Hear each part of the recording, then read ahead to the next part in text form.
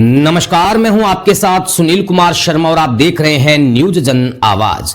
हथियारों के साथ 50,000 के इनामी सहित 2 बदमाश पकड़े, 3 पिस्टल व 2 कारतूस बरामद। क्रेटा कार जब्त, हिस्ट्री शीटर को मारने के लिए कर रहे थे प्लानिंग। जोधपुर से राजस्थान स्टेट हेड चित्रेश बोहरा की क्राइम रिपोर्ट।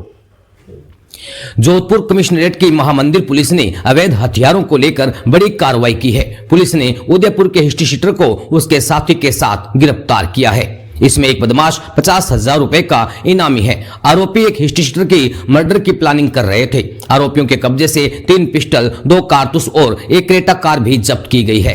पुलिस अब उनके हथियारों को लेकर पूछताछ कर रही है। जोधपुर की पुलिस संगठित अपराधियों को चिन्हित करके कार्रवाई कर रही है। पुलिस को सूचना मिली थी कि कुछ आपराधिक तत्व यहां घूम रहे हैं। डीसीपी पूर्व पीडी नित्या की मॉनिटरिंग में इस सूचना को बीट कांस्टेबल प्रकाश ने डेवलप किया।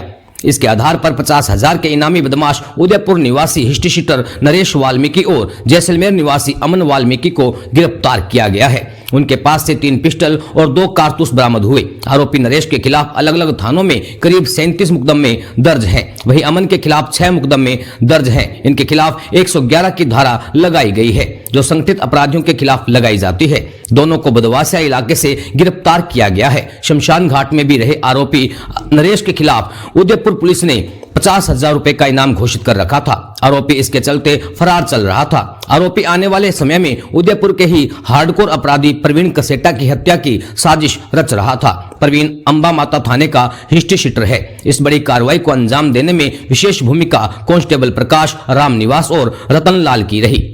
राजस्थान स्टेट हेड चित्रेश बोहरा की रिपोर्ट के साथ देखते रहिए न्यूज जन आवाज।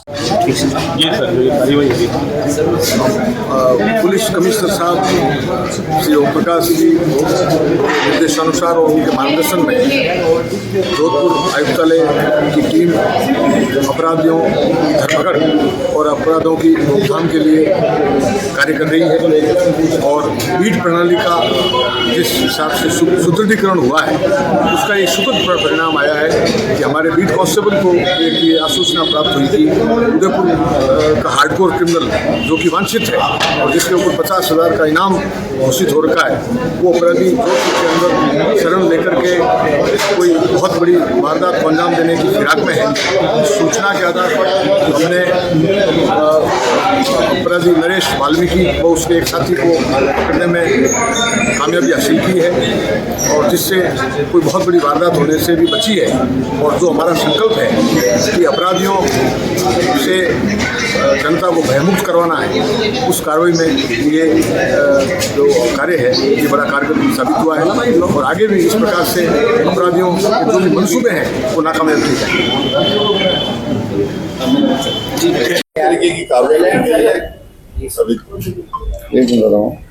जैसा कि आपको ध्यान है, जोधपुर आयुक्तालय की पुलिस संगठित अपराधियों पे चिन्हित करके कार्रवाई कर रही है। इसके पहले भी हमने 20,000 का अपराधी अभियुक्त गिरफ्तार किया था और सूचना मिली थी कि कुछ आपराधिक तत्व यहाँ पे घूम रहे हैं।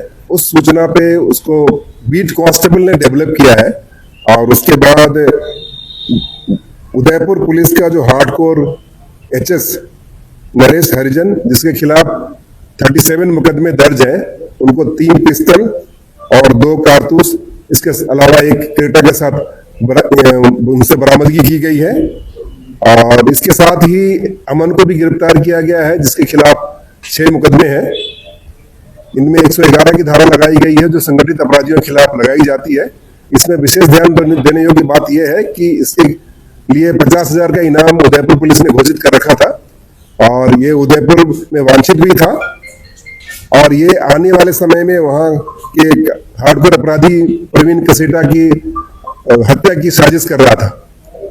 जहां तक जोधपुर का सवाल है, जोधपुर में जहां जहां पे ये रहा है, उस संबंध में जिन लोगों के संपर्क में रहा है उनकी जानकारी इकट्ठा की जा रही है। आपको बता दें, कुछ दिनों तक यहाँ पे शमशान घाट में भी रह रहा था और शमशान घाट में ही इसकी गतिविधि जब अवांछित लगी तो उसको फॉलो किया गया और यहाँ तक हम पहुंचे हैं। आपके पास कोई सवाल हो तो उसका सवाल। सर, अमन और ये दोनों है जो नरेश, ये क्या सुपारी किलर है, क्या है? नरेश का पहले हार्डकोर अपराधी रहा है और इसका क्रिमिनल बैकग्राउंड रहा है। ये मर्डर के मुकदमे में भी जेल जा चुका है और आने वाले समय में भी ऐसा कृत्य करने की पूरी संभावना थी, जो कि अपने पूछताछ में इसने बताया है। जहां तक अमन का सवाल है, अमन के खिलाफ भी 6 मुकदमे हैं और उसमें भी मारपीट के मुकदमे हैं। तो सारे तथ्यों का अन्वेषण कर रहे हैं और कड़ी से कड़ी मिला रहे हैं, परंतु अभी तक जोधपुर में इनके संपर्कों के संबंध में ऐसी कोई सूचना हमें प्राप्त नहीं हुई है। सर जिसकी हत्या करने वाला था उसका क्या बैकग्राउंड है, कौन है? ये अंबा माता थाने का एचएस है और वहां भी उसके खिलाफ भी मुकदमा दर्ज है। जोधपुर पुलिस को इस संबंध में सूचित कर दिया गया। सर जोधपुर में इन्होंने क्यों अपना बेस कैंप बना रखा था? यहाँ क्यों, तो क्या कोई सेफ हाउस लगा इनको क्या? इनका कहना है कि अपनी बेटी की शादी के संबंध में यहाँ पे आया था और कुछ दिनों से यहाँ पे रह रहा था। जब पूरा अन्वेषण होगा और पूरे कॉल डिटेल निकाले जाएंगे और तथ्यों का अन्वेषण किया जाएगा, तभी हम किसी कंक्लूजन में पहुंच पाएंगे। परंतु जिन लोगों के संपर्क में रहा है, सबसे पूछताछ जारी है। अभी कोई ऐसा तथ्य सामने नहीं आया है कि जोधपुर में कोई वारदात करने की फिराक में। सर किसी गैंग से जुड़े हुए हथियार सप्लायर है या फिर ये हथियार अपने खुद के लिए कहां से लेके आए? इनका कहना है कि एमपी से हथियार लाए हैं। उस संबंध में अलग से डीसीपी ईस्ट है, उनके नेतृत्व में टीम का गठन किया जा रहा है और हम चाहेंगे कि लॉजिकल कंक्लूजन तक पहुंचे कि जहां से हथियार इनको प्राप्त हुए हैं वहां तक पहुंचे, वहां के लोग को हम लेकर के आ पाए। तो किसी गैंग से जुड़े हुए हैं ये लोग? डेफिनेटली इनका खुद का ही गैंग है और जिनके खिलाफ ये कार्रवाई करना चाह रहे थे वो भी एक पर्टिकुलर गैंग के मेंबर हैं और हमने जो प्रकरण दर्ज किया है वो भी संगठित अपराध की धारा लगाई है कि गैंग के सदस्य रहने की धारा लगाई है। आने वाले समय में भी जो भी इस तरह के आपराधिक बैकग्राउंड के लोग हैं उनको चिन्हित करके उनके खिलाफ कार्रवाई की जाएगी, ये हमारी प्रतिबद्धता है। जोधपुर में कितने मुकदमे हैं इनके खिलाफ? जोधपुर में इनका प्रकरण नहीं है। सर ये हथियार किस टाइप पे पकड़े गए? 9mm पिस्टल टाइप है और भी इसके मतलब?